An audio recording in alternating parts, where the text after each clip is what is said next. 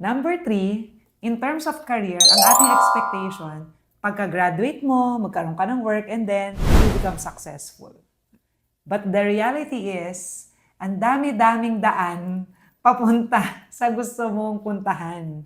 Possible gusto mo ma-promote, pero along the way, pagka-graduate, ano na nga ba ang trabaho mo ngayon? Align ba sa course mo? Kasi ako, hindi. Ay, ako rin. Parang same kasi tayo ng course at same Oo, din ng career oo. ngayon. Na parang dati, inisip ko, pagka-graduate ko, magiging supervisor ako, manager, and then, katulad rin ng tatay ko, maging vice president ng company. Hindi naman pala ganun. Kasi along the way, nagbago rin ang destiny, nagbago rin yung choices that I want, nagbago na rin ang napuntahan na career. Layo siya sa inimagine ko. Never kong naisip. Pero ngayon, minsan nga nakukwento ko yung iba, na kung alam ko lang na dito ako mapupunta, sana nag-marketing course na lang ako or nag-financial management. Para 4 years lang ako nag-college, di sana 20 years old.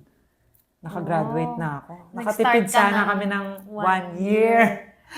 Oo nga. Oo. Ang akala ko, kapag after mag-aral, doon na nakadepende kung ano magiging trabaho mo sa kursong tinapos mo.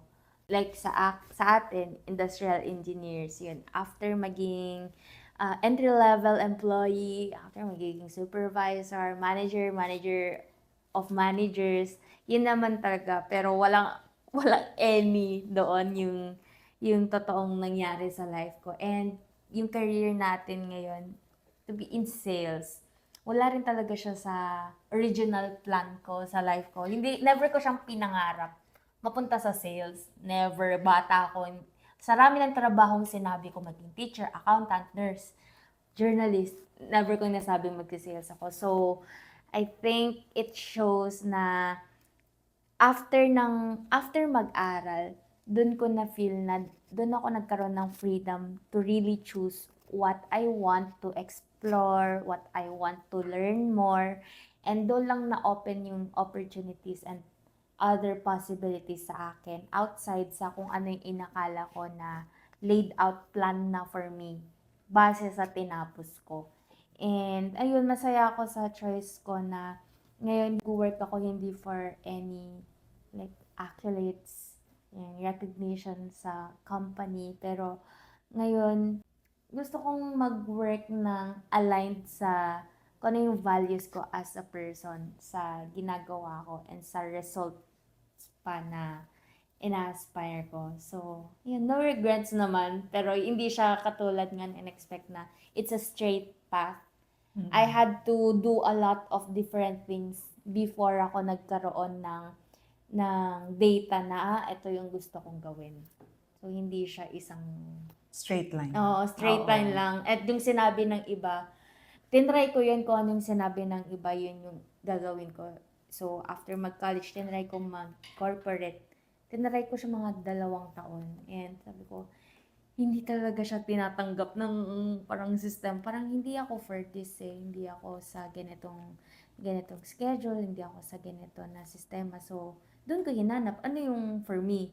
And overwhelming and frustrating siya kasi wala nang nagsasabi sa'yo anong dapat mong gawin. Wala nang nagsasabi na ito yung para sa'yo. Wala nang ganun. I had to search it myself. Wala nang guide. Wala nang guide. Parang sa school. Walang curriculum. Walang curriculum. So, yun yung frustrating na kailangan harapin na hindi ko alam yung gusto ko that time. Hindi ko alam kung anong strengths ko. Hindi ko alam kung anong para sa akin. Hindi ko alam sinong pwedeng mag-guide sa akin. Kasi yung iba, syempre, sasabihin nila kung anong ginagawa nila. Eh, hindi ko ngayon gusto nung tinry ko. So, it's really frustrating. Pero, at the same time, it's also empowering to know na I can pave my own path, pave my own way. I can start from nothing and then eventually parang ano ko yung pieces, put together ko yung pieces. Okay, ito yung gusto ko, ito yung strength ko, ito hindi parang kahit ilang taon ako mag-aral, parang hindi ko to matutunan. Ay, ito, medyo. Ito yung mga gusto kong katrabaho. So, eventually, nag-lead naman dito. And I think nagsisimula pa lang ako. Sarami nang nangyari. Feeling ko nagsisimula pa lang ako. Kayo, Miss Tin. Ako rin, syempre, kung ina-expect ko dati na maging vice president ng company, dahil yun nga yung na-mindset sa akin, yun yung nakita ko, yun yung na-model sa amin ng tatay namin. Kaya yun na rin pinili kong course. Hindi ko talaga natanong sarili ko anong gusto ko. Na-pressure na lang ako na mag-e-enroll na. So yun yung college na. iniisip ko. Pagka-graduate, kailangan pala mag-apply sa job street. Ng resume, mag-a-apply ka. Tapos, nung hindi na, doon ang napunta ko na track, nag-network marketing ako, nag-real estate, bago napunta dito sa insurance.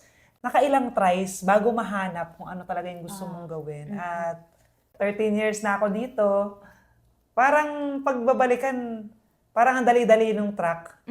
Pero at some point, kahit na 13 years na ako, in the middle, inisip ko rin, lalo na ng pandemic, mag-VA ba ako? Aside from AAA, para sa income, dahil tumaas yung expenses.